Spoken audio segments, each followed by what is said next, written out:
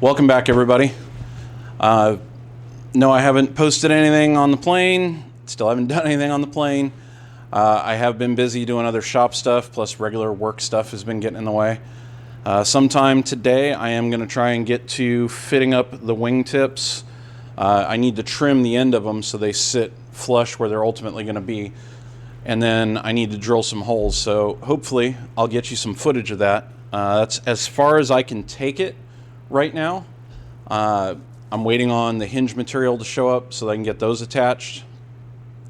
Part of the hinges are going to be in today or tomorrow, I think. So hopefully I can keep on rolling with that. The other part of the hinge material is not going to be in for a while because it is currently out of stock and I don't know when it's going to ship. And I thought I had one here. Hold on, let me grab one for you. There's two different types of hinges that's going on this. There's P3s and P4s, and the difference is the P3 is thinner right here. The P4 is a little bit thicker of a flange. And the idea being you put the P4 side on the wing side so that the loops can stick out further into the wingtip so that if there is any gap showing at all you see is solid aluminum under there and no gap in the wingtip. It's a nice little touch. The P4 ones are actually the ones that are in stock. They're going to be here soonest, so I can do the wing tips, or I can do the wing side, not the wingtip side. The P3s, which is what this is on back order. So yeah, we'll see how far I get with all of that. The Cerakote gun should show up, I think, today. I've got my panel somewhat prepped. I did get some body filler, Evercoat Z-Grip filler in the mail. It's supposed to be really good for aluminum and things like that. You can see Amazon beat the crap out of it, but it seems like it's still sealed, so I think we'll be all right there. Some cords for the lights out in what's going to be the spray booth. And all of that, again, is just so I can test it right now on this guy. See how it handles, abuse it, make sure the prep work will work for everything else. And then if that works well, then we're going to step the testing up to the next level, which is going to be ordering a few multiple colors in sample size. And I'm going to try the taping and putting multiple colors on because there is a process to that. So we're going to incrementally step this up. It's going to be a process over a period of time. In the meantime, in between all of that, we'll keep working on the plane, start doing all the fiberglass work, stuff like that. I'll show you what's going on with the spray booth real quick. It's just temporarily up right now. I'm not going to leave it up. It only takes me about 20 minutes to put up the panels, so let's go for a walk out to the carport.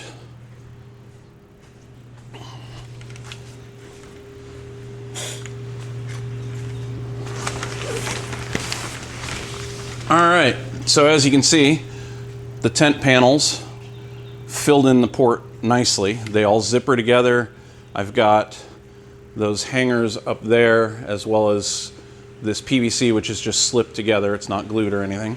So it's all up temporarily. It can all come down really quickly and convert this back to a carport.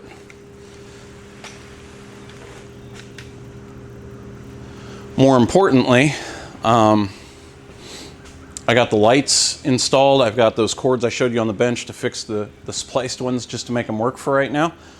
But more importantly, I put up cattle panels on the outside of this. So I no longer have rogue animals trying to join me in the garage, at least on this side. It'll keep them out of the spray booth. It'll keep them out of the garage. I can leave the door open. That'll be nice. I know it's open at the top right now and just blowing around at the bottom when this is finally a spray booth. I'm going to get the painter's plastic, use magnets to hold it up to the metal roof, and just tape along the edges. Same thing with the floor. I'll just lay a sheet down, tape it along the edges, and then we'll get some sort of fan in there and in there. Way later down the line. For right now, this is as far as it needs to go for just doing the little light spraying and stuff I'm going to do. But yeah, it's nice having this area. When I do the sanding on the fiberglass and all the other messy stuff, I'm going to bring it out here so I'm not getting all that crap in the garage. But that's about it. That's where we're at. Let's go get started on those wingtips, and then again, I'm sure VoiceOver Tim will tell you what we got to and what we didn't get to. Welcome to episode 100, by the way, in case I forgot to mention. These were shots I took just the other night after I got those panels up. So you can see the cattle panels on the outside. That's to keep the the goats and the one rogue donkey from trying to make their way into the paint booth area. So far, seems to be working out well. Anyhow, on to the fitment of these wingtips, or at least the left wingtip. My method,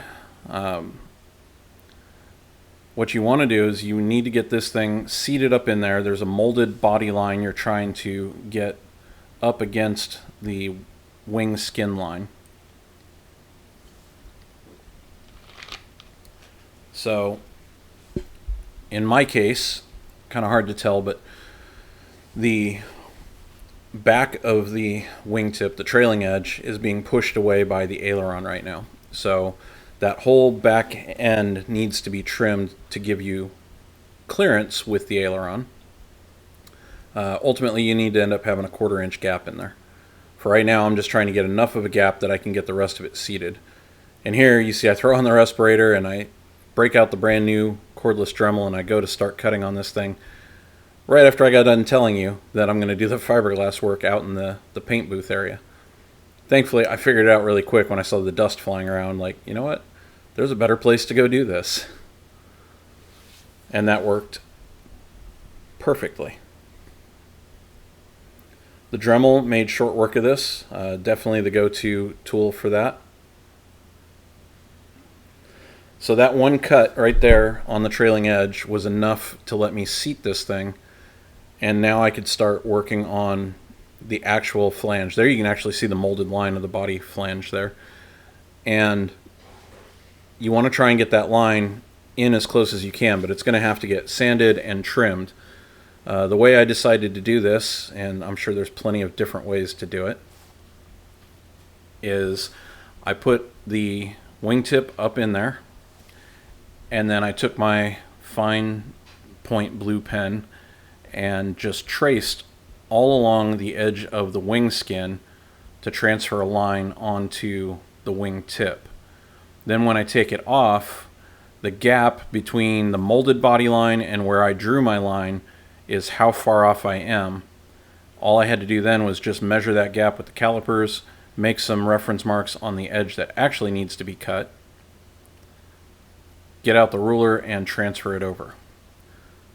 You'll see that up close here in a second. Right now, there was a spot down there where it was kind of rocking back and forth. I could push the leading edge in or I could push the trailing edge in. I took out that sanding block to just take down the high point and get that where I needed. So there you see me transferring those marks from the line that I made. This way I'm, cutting off of the edge I need to and not the side I don't need to. All in all, I think this took me about 2 hours worth of fiddling around with it. That includes the drilling and everything, so not bad for just getting the rough fit up done for right now. Alright, so I was happy with the way that the back end of it was sitting, so I went ahead and drilled those back holes. Now, the holes are already in the skin for however you're going to attach these wingtips later. Van's initial recommendation is to rivet it on, which I don't know of anybody that would want to do that because then you don't have access inside that wingtip again without drilling out rivets. The other method people use is putting in nut plates and screws. I really like the hinge method because it's hidden, it's clean, and it makes it real quick to put on and off. And there you see me using that transfer method again. So all I'm doing is mirroring the line that I traced, but putting it on the edge that actually needs to be trimmed. So all of this method using the hinge to attach it, initially I saw it on Michael Foss's website, RV8hanger.com. But he got it from another builder at, I think it's RVplane.com. And I'll link both of those websites in the description below if you want to see how they ended up doing it. I'm just copying what they did. So now I'm making a mistake. I mean, not really a mistake, but I'm making more work for myself, which is funny because the original builder that did this did the exact same thing. and I already read it and I knew about it and I went ahead and did it anyways. I need to double up the rivets that are going in there.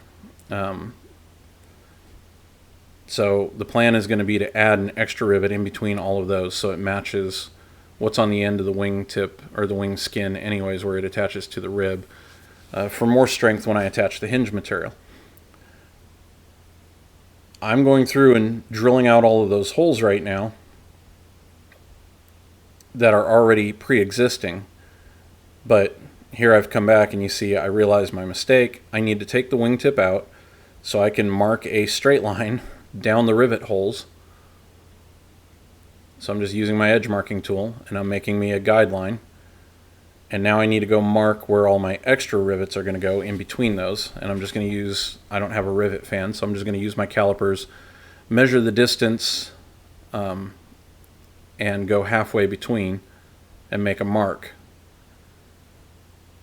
So if I was smart, I would have made these marks in this line first. So when I was drilling the first go around, I could have just drilled them all as I went. Instead, it was just an extra 10 minutes worth of work to have to take the clecos back out, take the wingtip off, put the wingtip back on after I mark it all, and then re-drill the remaining holes. And outro me is going to take over here in just a minute and explain live from the garage. And just to clear up what he's saying, the fiberglass flange that I have to cut off of that wingtip is going to be a spacer for the hinge that goes on the wing side. That spacer is necessary so that the hinge sits flush and the wingtip sits flush once you add them all together later. And then I'll add the second half of the hinge to the wingtip itself. I know it sounds confusing. I'll document it when I finally get the hinges, and it'll make much more sense. Or go check out one of those other websites because they do a really good job of documenting it as well. Anyhow, it felt good to get something else done on the plane. Even if it was dirty fiberglass work, but it all still needs to be done and it's all progress towards the end. I'm going to throw up some pictures here of how it all came out, and then outro me is going to take over live from the garage again and give you my final thoughts there.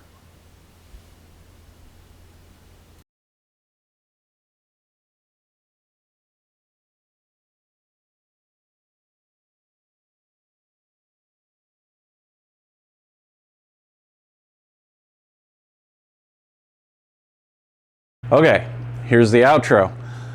This was the, which wing are we looking at? Right wing?